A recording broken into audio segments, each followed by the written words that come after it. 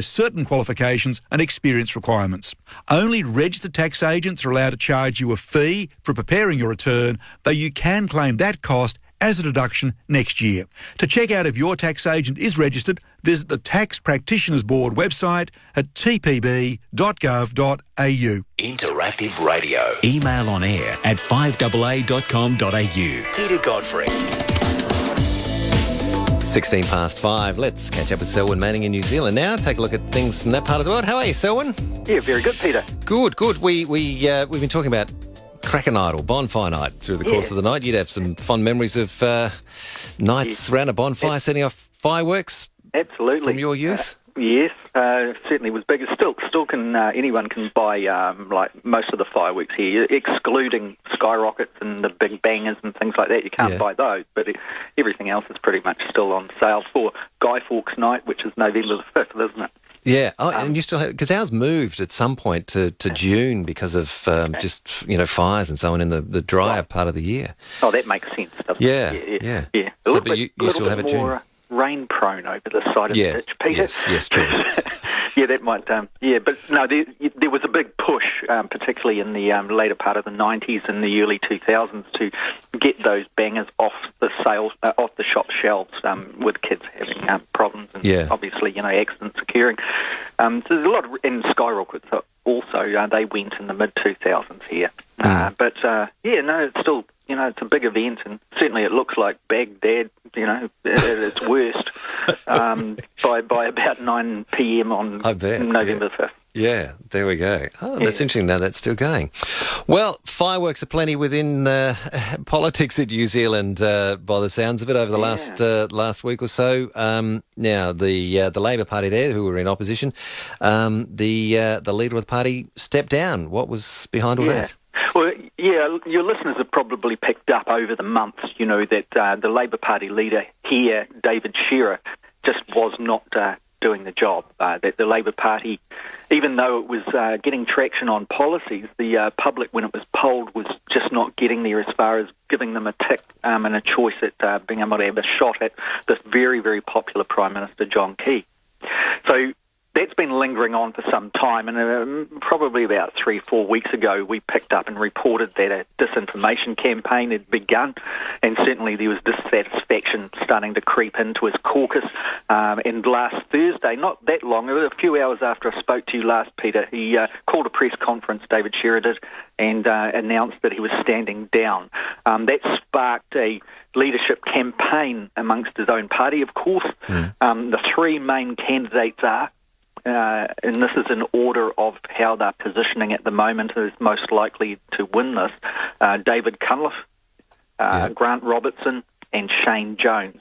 Now, just point out that these guys, all of them, are very, very, very good politicians. They're match fit. If you see any of them in their skills in the Parliament, they can take on John Key and his troop at any time. So the Labor Party is expected to jump up a notch with these guys having a shot at the leadership. Like I was saying, David Cunliffe seems to be the front runner at the moment. Now, he is Harvard qualifications behind his name. He worked as a diplomat before he came into Parliament. When he came into Parliament in 1999. He's only 49 years of age at the moment. He came in 1999 under the Helen Clark government. By 2002, he was a minister in the Clark government. He held various portfolios, including IT and information, controlling or governing the telecommunication industry here. And became Minister of Health and Immigration, was considered a very, very good minister. Now, so he's got the experience and the cred, but his ambitions were always very, very well in evidence, I've put it that way. And that put him on the outer, if you like, amongst many in his caucus, that they felt he was too brash and too forward-footing when it came to his own aspirations in that area. Now, but he appears to have the major support from the public when the public's been polled on this. Grant Robertson, if it goes his way, he's fantastic as well. Grant Robertson has no ministerial experience. However, he is certainly a dynamic politician. He has been able to absolutely take it to the government and the debating chamber in Parliament. He very much is one who can unify the party relating to the various factions that go on. You guys know what the factions are like in politics. And Grant Robertson is very much a guy that can do that. The criticisms of him is that he is very beltway, meaning that he is very much a capital city kind of person. Okay. And that he has not a lot of experience in economics at all, whereas David Cunliffe does.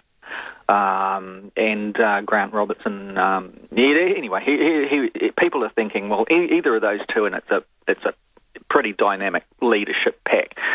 Shane Jones is the rank outsider, Peter. Now, Shane Jones is certainly a well-respected intellect and certainly a fantastic, probably the best orator that the Parliament has once he gets going.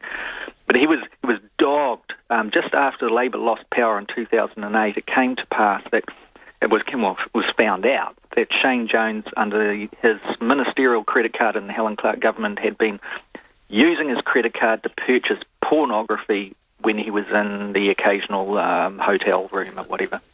And so that's always lingered behind his chances of having a shot. Okay. What's the process of selecting the new leader, and what's sort of the timeline for that? What happens? Okay, the timeline, first off, that there's this big campaign going until September 15. Yeah. And the process it's an interesting one with the Labour Party here. And it's adopted a similar thing to what they have in Britain, where the caucus, that's the MPs in Parliament, meaning the Labour ones, they get to choose 40% of the voting power here. Yeah. The Labour Party members themselves, they have another shot at 40% of the total vote, and you've got the unions with 20%. So the campaign is addressing all of those three groups, if you like. Yeah. Okay. Yes. And they'll all vote at the end, and yes, all vote at the end. Okay. And the proportions, obviously, tested out. And at the moment, Cunliffe is expected to be the most popular amongst the party members, although, given you can't call these things too early, you know what politics is like. Yes. And certainly the public is indicating by way of poll that he is the preferred person.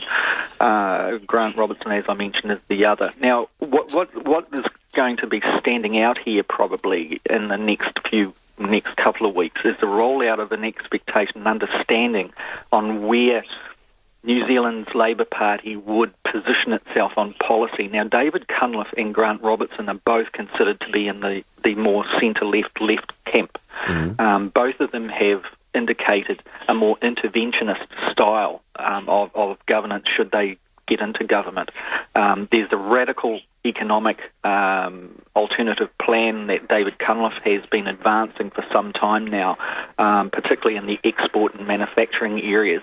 Grant Robertson is not strong on the economy. He would have to rely on others like Cunliffe or the current finance spokesperson, David Parker, to engineer that. Shane Jones, he's very much from the more conservative elements of the right, not right-wing, but the more centre-positioned members of the Labour Party here, as what would be referred to in the past as the backbone club, but they don't have the numbers to really sway much anymore.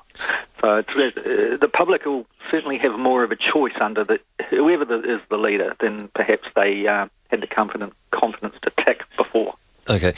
Are any of them likely to be strong enough to perform as they could draw some support away from John Key? He's been, very well supported, although that's been diminishing. But can any of these draw some more of that support away from him towards the Labour Party? There's a lot of interest and a lot of hype around this campaign at the moment. And there were a lot of people, particularly positioned in the centre, left and left, that were waiting for Labour to do its bit to come through with somebody that could join the other opposition parties to force the National Party out of government in 2014. Under David Cunliffe, the expectation would be that it would be more than hype. He is more than John Key's equal in the House. He's certainly more than John Key's equal, in my view, in television and in the media.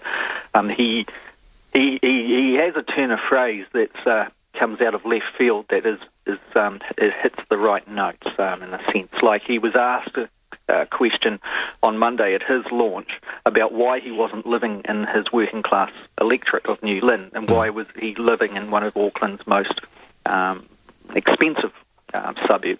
And he made a comment. He explained the reasons for that, family reasons, etc. But then he made a comment that the difference between Labor and the government is we do not pull the ladder up as we, go up and as we climb the ladder. Yeah, we don't pull it up behind us. We put it down so others can get there too. Yeah. And it's that kind of difference. Whereas the past leader, David Shearer, would have probably have struggled to come through with an explanation for that and also have a jab. This guy instinctually knows how to do that. Their confidence factor then gets ratcheted up a fair bit.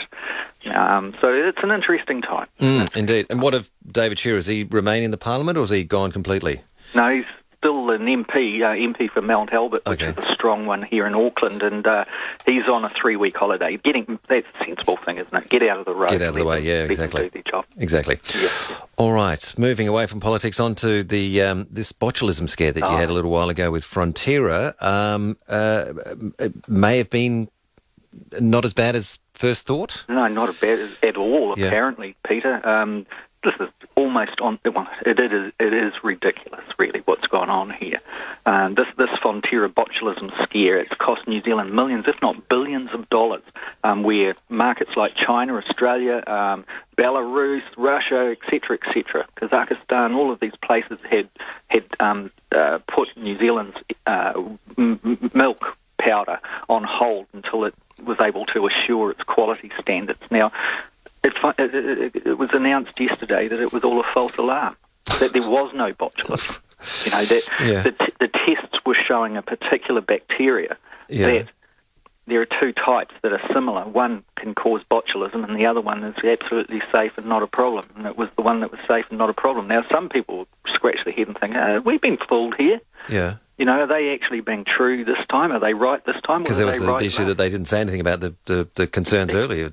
Exactly. So, if there wasn't a problem in the first place, the damage to New Zealand's credibility over this, one, on the first wave of it where people were told that there was a risk of botulism, and secondly, now that they're saying that there wasn't a problem, it was a false alarm, the credibility of New Zealand's testing regime is obviously going to collapse. Now, there's a person in the New Zealand Herald this morning, and this person represents an organisation on the milk powder export areas, and he says his business is one of the smaller players in this, and he has lost more than $1 million. A head's going to roll over all of this?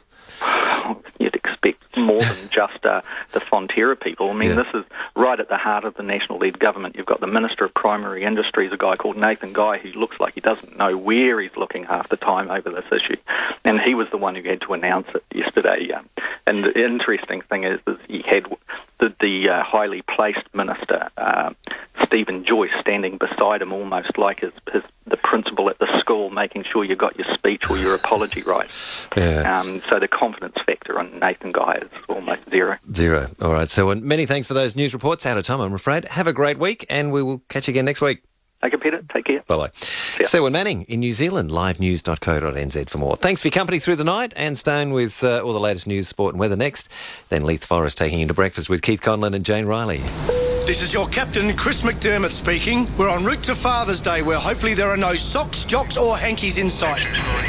Yep, so give your dad the ultimate gift this Father's Day at Flight Experience in North Adelaide. Now, Flight Experience is the only simulator in Adelaide that is a Boeing officially licensed product, and the closest he'll get to flying the real thing. Make no mistake, there is